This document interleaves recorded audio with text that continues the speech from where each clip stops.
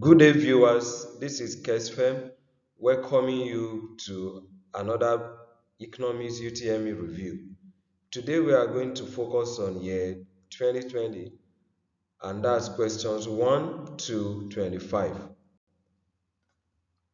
Let's start with question 1. Scarcity in economics means that resources are limited in relation to want. That's what we mean by scarcity in economics, and that's option D. Remember, the foundation of economics is that human wants are unlimited, while resources required to satisfy the human wants are limited, or you can say they are scarce. So scarcity doesn't necessarily mean the resources are not available. They are available, but they are not enough. They are limited when compared to human wants. Question 2. Economics is often described as a social science because it uses scientific methods in explaining and observe phenomena and predict future events. That's option C. In economics, is not a pure science subject like chemistry, biology, and others. It's a social science. It studies human behavior as it relates to consumption, savings, investment, and other economic decisions. So our correct answer is option C. Let's proceed to question 3. Which of the following is an example of invisible item on the balance of payment account? We have shipping and aviation, export and import, merchandise, and bullion. The correct answer is shipping and aviation. Option A. Invisible item covers services. Visible item, that's talking about goods, while invisible, they are services, which could be imported or exported. Number 4. A major factor affecting the value of money is the price level. Option A. The price level is a major determinant of the value of money. If the price level increases, that means the value of money will drop. For example, if you are to buy a bag of rice, let's assume a bag of rice, 50 kilogram is 50,000 naira. Now, probably before, the price of a bag of rice in January was 40,000 naira. Now that the price has increased to 50,000 naira, that means with 40,000 naira, that will not be enough for you to buy a bag of rice. You need to add 10,000 naira for you to be able to get a 50 kilogram bag of rice.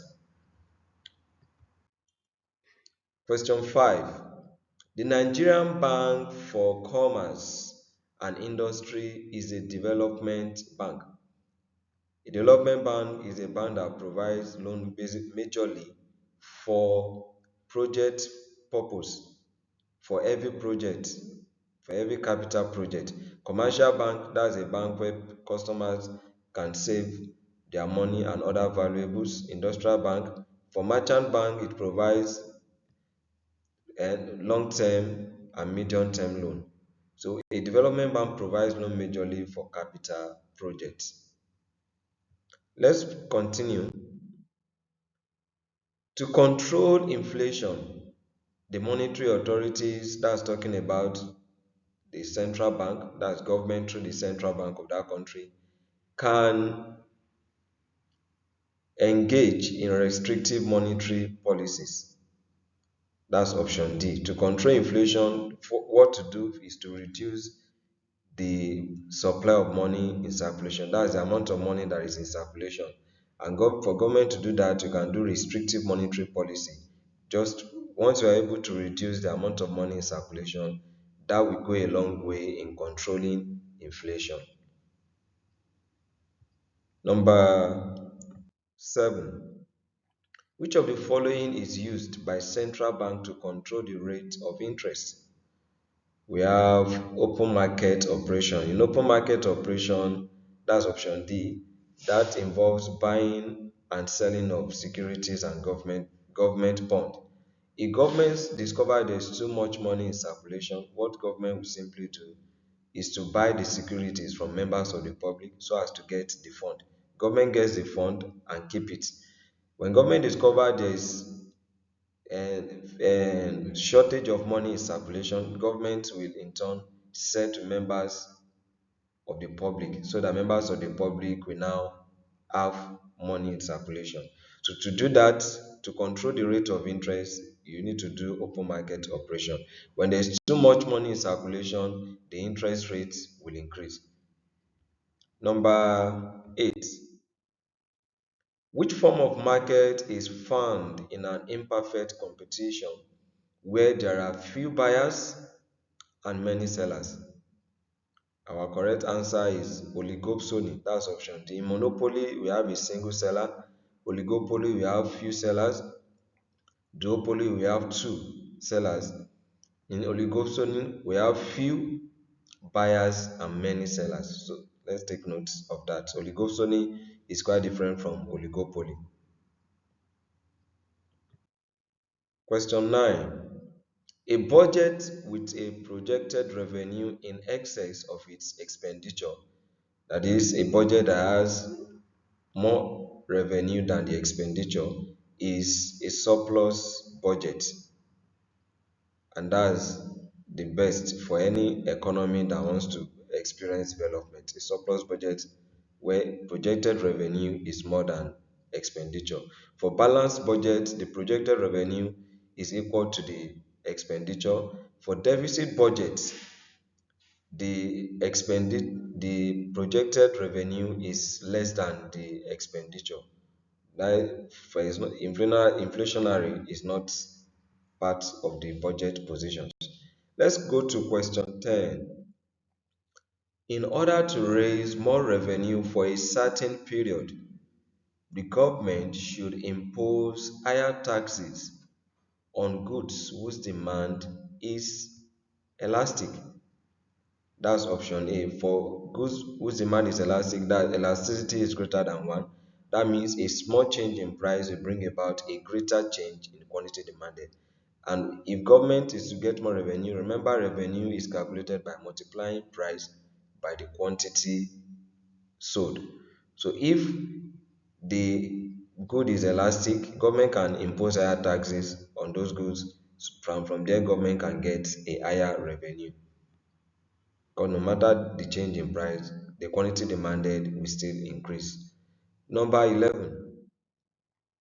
If the aggregate income is 500 naira and the aggregate consumption is 400 naira, this means that the average propensity to consume, that's APC. Let's see the solution here. The formula is consumption over income. Average propensity to consume is part of the income that is spent on consumption. So to do that, we substitute for the values. That's consumption is 400 while income is 500. So we do 400 divided by 500 and that will give us 0.80. Our correct answer is option B.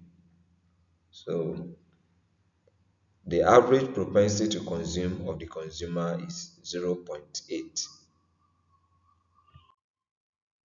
The group of unemployed members of a community who are physically handicapped or disabled is generally classified under unemployment as residual. That's residual unemployment. For cyclical unemployment, that happens when there is fluctuation in the demand for the products. When there is fluctuation in economic situation, it's affecting demand for the product. For frictional, that's when there is change in the structure of production. Maybe the firm decide to use capital intensive technique of production, that's getting more equipment. In the process, the staff strength will have to be reduced and that will lead to unemployment. For hidden unemployment, that's where jobs are available but people are just not ready to work. They are hiding, probably pretending as if they are working. So our correct answer is residual unemployment, option C. Question 13. Collectivism refers to the management of state enterprises in a socialist economy. Thus, a socialist economy is also known as a command economy, where the state or the government makes the economic decisions relating to production, allocation of resources. Number 14. Efficiency in production means producing a given output with the lowest cost of combination of factors of production. That's option B. You're able to produce a given output making use of the lowest cost. You spend less on the cost of factors of production, either capital or labor. That's what efficiency means in production. The output is increasing without necessarily increasing the input. Option B. Number 15. In economic life, the choice among alternatives depends on the scale of preference of the decision maker. That's option C. For the consumer to choose between alternatives, you will have to go by a scale of preference. And a scale of preference, that's the list of consumers want arranged in order of priority. What is number one on the scale of preference? That's what the consumer will go for, after which he can proceed with the second item, the third, in that order. Number 16. The law of diminishing marginal utility indicates that if a consumer increases his consumption of a commodity continuously, marginal utility may fall even though his total utility may be rising. That's option D. To explain the answer, we have this graph. Remember, the law of diminishing marginal utility states that as a consumer consumes more of a commodity, at first utility will increase. But to get to a point at which the more of the commodity, the more quantity of the commodity it consumes, the lower will be the satisfaction it will derive. And at that point, marginal utility starts setting in. The extra satisfaction will start reducing as the consumption increases. As you can see in this diagram, you can see this total utility increasing at first, and we have the marginal utility curve here. See it, it will get to zero, then after zero, it will become negative, as you can see in this graph. Question 17. Which of the following rewards is associated with entrepreneurship? The answer is profit. The reward for labor, salaries, profit is for entrepreneur, interest is for capital, while rent is the reward for land. Our correct answer is option B. Number 18. Which of the following is likely to be inflationary, that is, can cause inflation? Wages increase. When there is increase in wages and salaries, of course there will be too much money in circulation, and that's passing a message already to the sellers. Sellers to take advantage of that and increase the price of goods and services, thereby causing inflation. Number 19. We are to use this graph to answer the question. The relationship between tax rates and income, which is relevant to progressive tax, is shown by curve Y. In progressive tax, we have tax rate on this axis and we have income here. The higher the income, the higher the tax rate. That's for progressive tax. That's curve Y. And that's option B.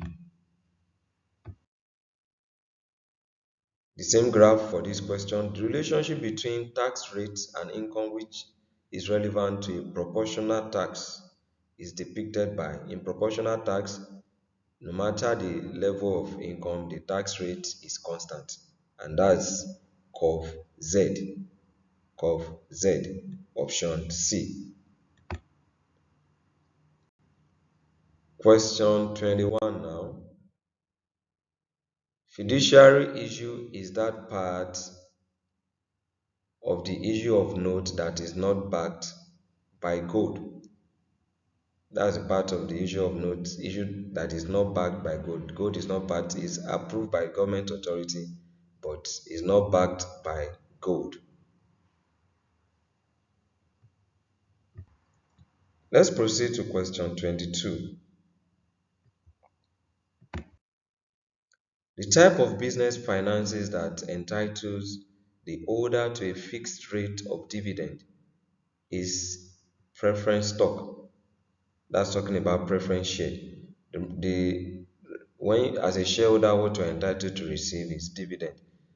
And we have preference shareholders, that the holders that receive fixed rate of dividend, and of course, from the name preference, they are giving preference when it comes to payment of dividend to the shareholders. Debenture, for that the holder gets interest. Bank loan, you have to pay back to the bank where you get the loan from. So our answer is option A.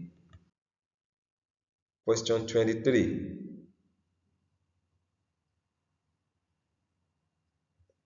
A company's expenditure on raw materials is regarded as explicit cost.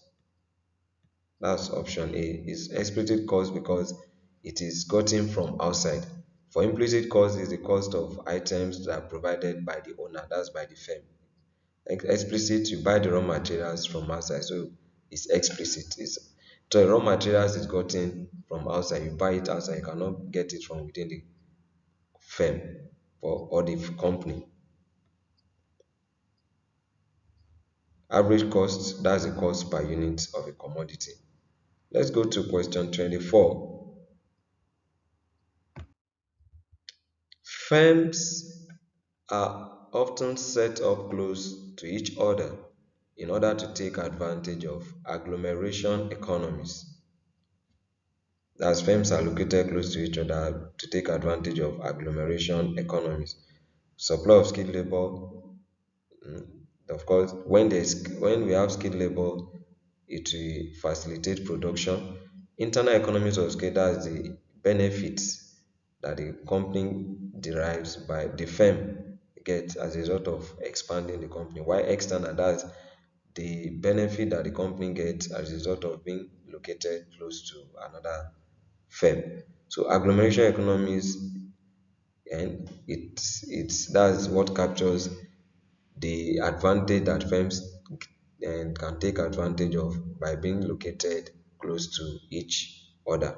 One, they have supply of high workforce, there will be high supply of labor, then it will be easy for the customers to also get items. They don't have to be moving from one place to another once the firm are located close to each other. To the last question for today, a situation in which a commodity is sold abroad below its cost of production in the home country is known as dumping. That's option A. In dumping, which most of the developed countries do to developing countries, they take a commodity that is substandard or below quality and take it to another country, sell and take it abroad to sell in another country at a price that is lower than the cost of production. That's what we call dumping in foreign trade. With this, we have come to the end of today's episode of Economics UTME Review. Remember to like the video, comment, subscribe, and share. Once again, I am Kesfen. See you in the next series.